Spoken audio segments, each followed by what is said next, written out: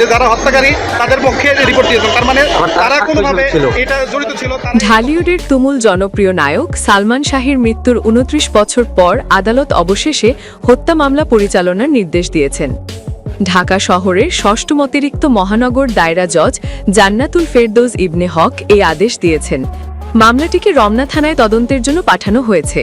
সালমান শাহ 1996 সালের 6 সেপ্টেম্বর মারা যান। দীর্ঘদিন ধরে মৃত্যুর প্রকৃত কারণ নিয়ে জল্পনা চললেও তদন্তের জন্য কোনো কার্যকর পদক্ষেপ নেওয়া হয়নি।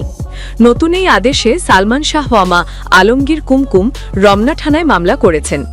মামলায় সাবেক স্ত্রী সামিরা হক, খল চরিত্রের অভিনয়শিল্পী ডন হক সহ মোট 11 জনকে আসামি করা হয়েছে। সালমানের পরিবার বরাবরই দাবি করে এসেছে সালমান শাহকে পরিকল্পিতভাবে হত্যা করা হয়েছে। মা নীলা চৌধুরীর অভিযোগ ছিল তারা হত্যা মামলা করতে গেলে পুলিশ সেটিকে অপমৃত্যুর মামলা হিসাবে নথিভুক্ত করে। পুলিশ বলেছিল অপমৃত্যুর মামলা তদন্তের সময় যদি বেরিয়ে আসে যে এটি হত্যাকাণ্ড, তাহলে সেটি স্বয়ংক্রিয়ভাবে হত্যা মামলায় মোড় নেবে। সালমানের মৃত্যুর পর বরাবরই সালমানের পরিবারের অভিযোগের তীর ছিল তার স্ত্রী সামিরার দিকে, আর সামিরা বরাবরই এটি অস্বীকার করেছেন। এদিকে একটি জাতীয় দৈনিক জানায় সালমান শাহের মৃত্যুর ঘটনাকে হত্যা মামলা হিসাবে নির্দেশ দেওয়ার আগ পর্যন্ত সামিরার সঙ্গে তাদের কথা হয়।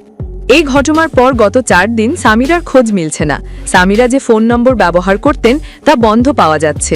সরাসরি এবং হোয়াটসঅ্যাপ কোথাও তার সঙ্গে কথা বলা সম্ভব হচ্ছে না। একই সঙ্গে খোঁজ মিলছে না মামলার অভিযুক্ত ডন হকের। টানা কয়েকদিন ফোন কল ও খুদে বার্তা দেওয়ার পরও তিনি কোনো সাড়া দেননি। আমরা প্রমাণ করে ছাড়বো যে এটা হত্যা না আত্মহত্যা। ইনশাআল্লাহ আপনাদের সহযোগিতা চাই।